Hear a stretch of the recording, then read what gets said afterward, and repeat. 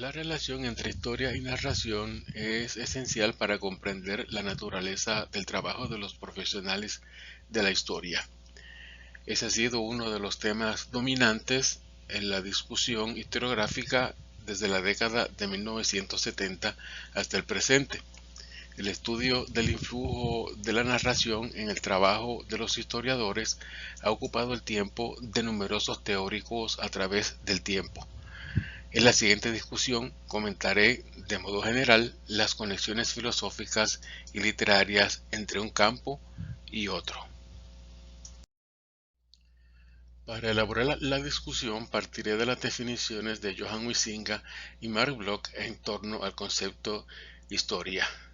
Huizinga, de origen holandés, elaboró la suya desde la perspectiva de la historia cultural, campo que estudiaremos con más detenimiento un poco más adelante.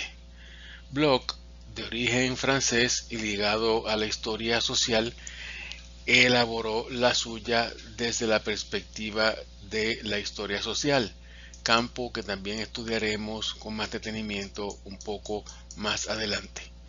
La historia cultural y la historia social han sido las dos manifestaciones más ricas del trabajo de nuestra disciplina durante el siglo XX, aunque ambas poseen raíces en la escritura histórica del siglo XIX.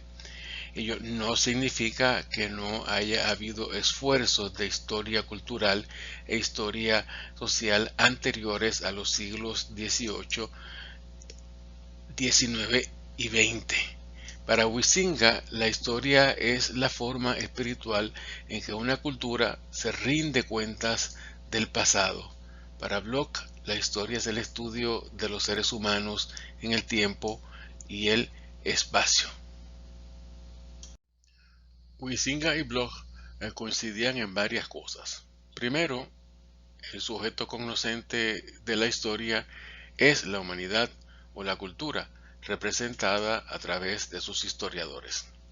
Segundo, el objetivo o propósito de la historia consiste en darle sentido al pasado humano en todas sus expresiones.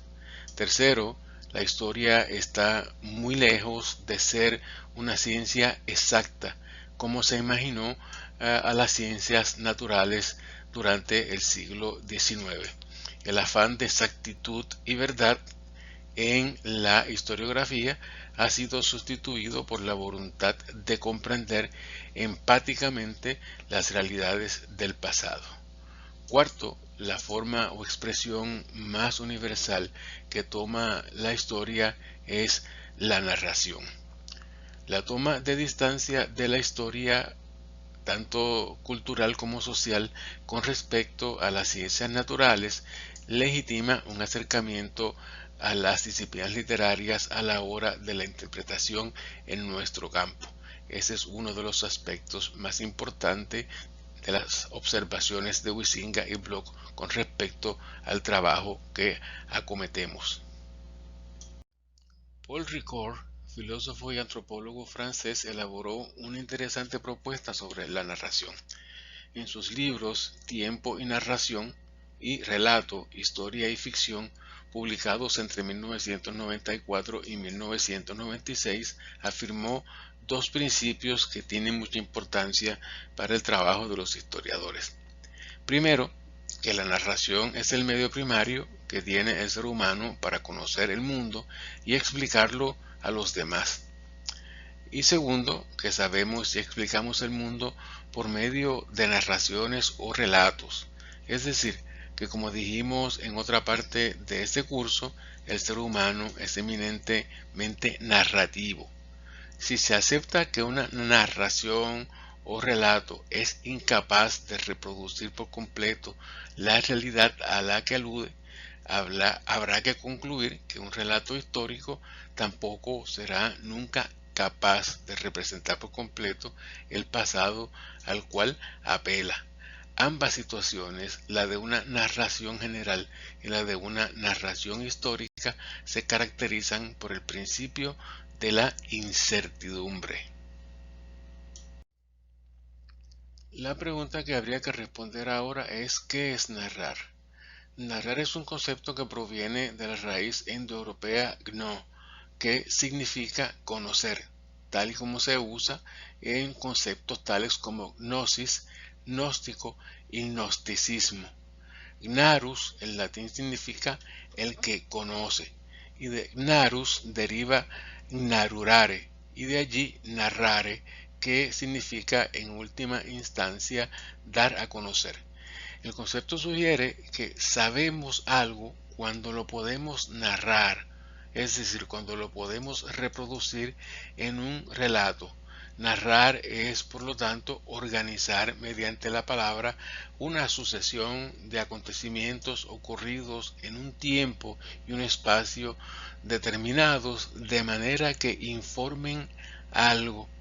La narración, bien articulada, explica por qué de una situación inicial concreta, vamos a llamarla A, acabamos en otra distinta, la cual podemos llamar B.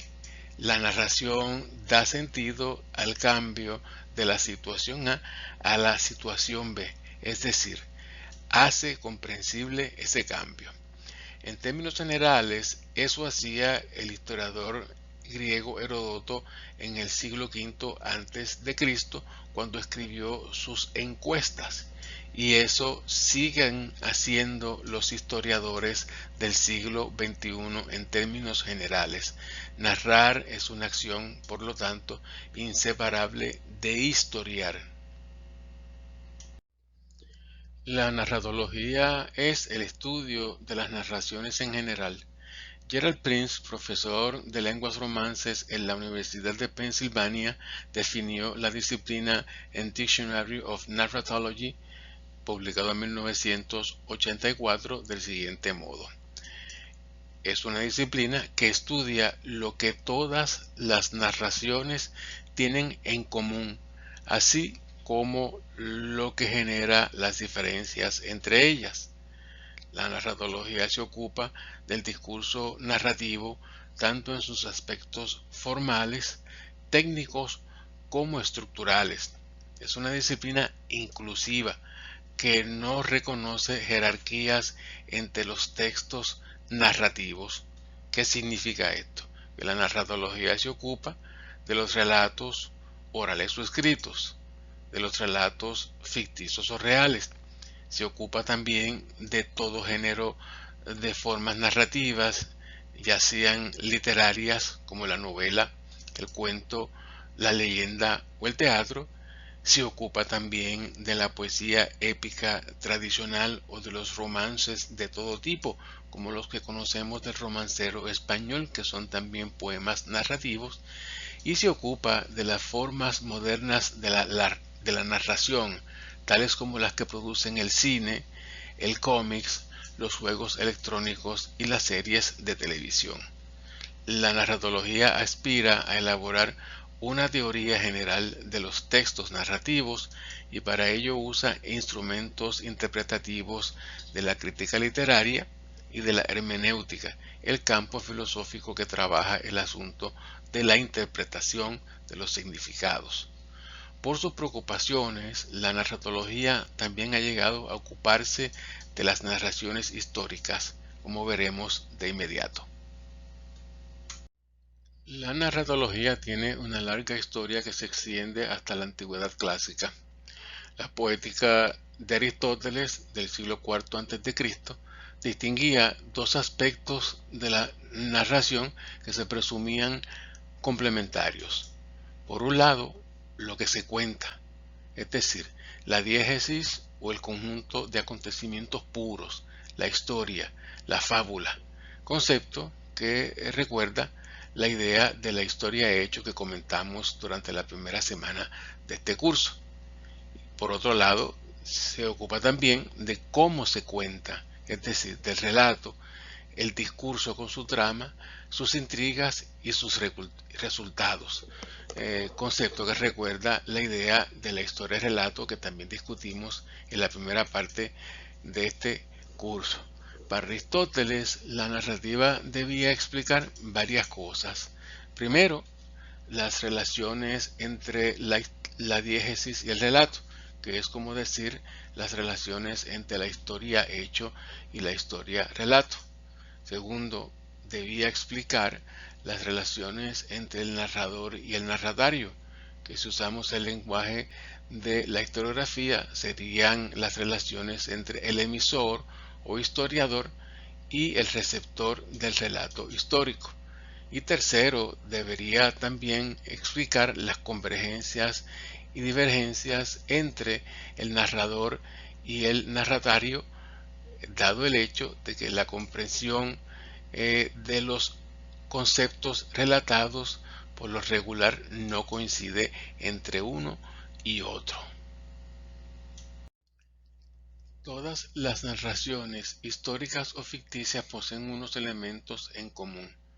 Primero, todas las narraciones se articulan sobre la base de acontecimientos o eventos, entre los cuales se asume unas relaciones de causa y efecto o determinación particulares. Todas las narraciones se refieren a un tiempo y un espacio específicos o delimitados. Eso significa que todas las narraciones poseen un punto de comienzo y poseen un punto final, que en el caso de las narraciones históricas se marca sobre la base de una cronología, día, año, década, periodo, era o siglo. Todas las narraciones también poseen personajes caracterizados por su diversidad. Pueden ser personajes individuales, colectivos, clases sociales o naciones, entre otras. Las relaciones entre los personajes también son comunes a todas las narraciones. Algunos personajes ocupan la posición de protagonista, mientras otros ocupan la posición del antagonista. Algunos personajes son principales y otros son secundarios. Y tercero, la narración misma o la concatenación de los acontecimientos que se asume como una explicación del cambio de un lugar a otro, es decir, de un sitio A a un sitio B, es característica común a todas las narraciones históricas o no. Junto con ello, hay un elemento que debemos tomar en consideración siempre, y es que todas las narraciones también marcan un sistema de focalización del narrador. El narrador ocupa un punto de vista desde el cual narra todo lo que ve, y ese punto de vista o focalización que el narrador adopta afecta la narración. Los diferentes estilos de focalización o puntos de vista que se pueden adoptar se pueden identificar como la primera persona individual o colectivo, la primera persona testigo o protagonista, o la tercera persona o testigo indirecto. La narratología, el conocimiento general de este campo, puede ser de gran ayuda para la historiografía y para los historiadores. Después de todo, el dualismo entre diégesis y relato planteado por Aristóteles es similar al dualismo entre historia-hecho e historia-relato. Del mismo modo, las relaciones del historiador y el receptor del relato y las diferencias interpretativas entre uno y otro que se plantean en la historiografía son análogas a la preocupación de la narratología teórica respecto a la situación o la relación entre el narrador y el narratorio, aplicada a la interpretación de los documentos y los testimonios históricos en la forma del análisis del discurso, como lo hicieron los profesionales ligados al movimiento del giro lingüístico desde 1970 al presente. La narratología y la teoría de la narración fue clave para la revitalización de la disciplina historiográfica hasta tiempos recientes.